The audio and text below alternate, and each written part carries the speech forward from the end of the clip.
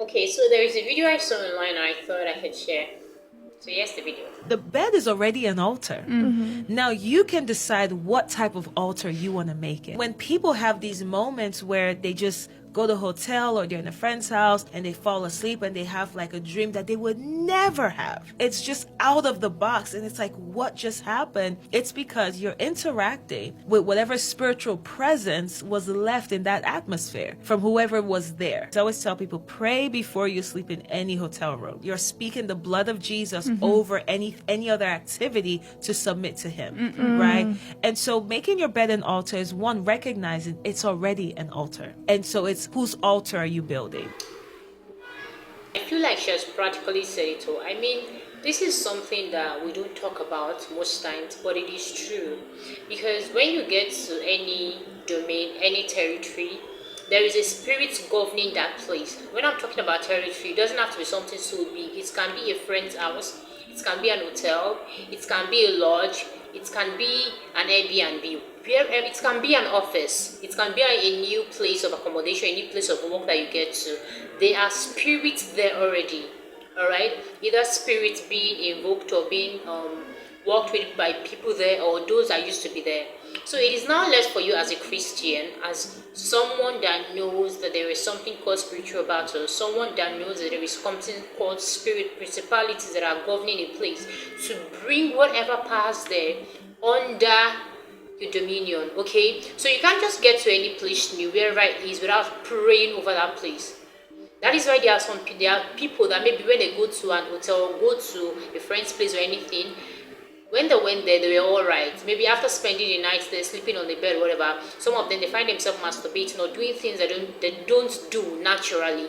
Because when you are sleeping, your sleeping time is a very spiritual time that a lot of things go on, a lot of things go wrong. So if you don't pray, covering yourself under the precious blood of Jesus, all right, before sleeping, a lot of things might have gone wrong that you didn't even bargain for. So when you go to anywhere, it's just left for you to build your own altar there. For every other altars that might have been built there, to bow to your own altar. Okay? Because when, let's say for instance, you get to an hotel and maybe the people using, or someone that used that room before you came in, was caught in the spirit of masturbation, pornography and stuff. And if you don't pray before using that same place, you might end up sleeping, and the spirit that maybe comes back to the hotel room, maybe if the person used to masturbate around 2 a.m. or something, the spirit comes back around 2 a.m. and finds someone else there sleeping that has no spiritual covering. The spirit just end up possessing the person. Yes, you just can't, and you end up either having weird dreams or doing things that normally you wouldn't do.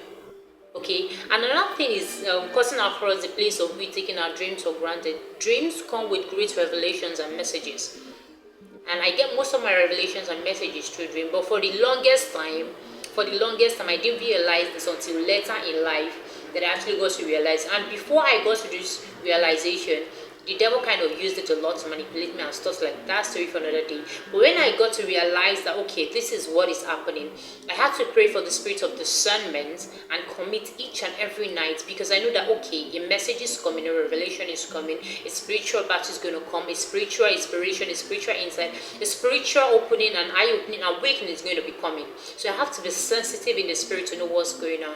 So as a Christian, you just can't slumber. This is not the time for you to, what's it called now, feel like you're tired or you're exhausted.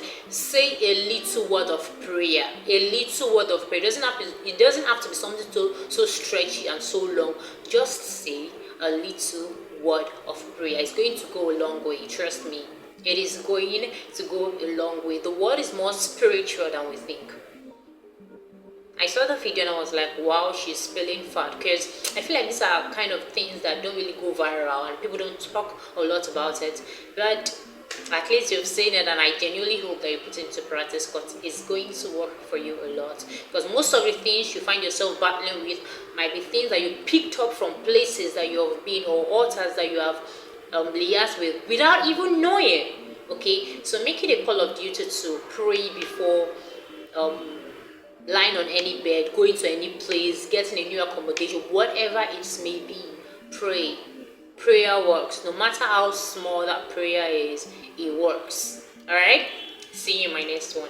To this.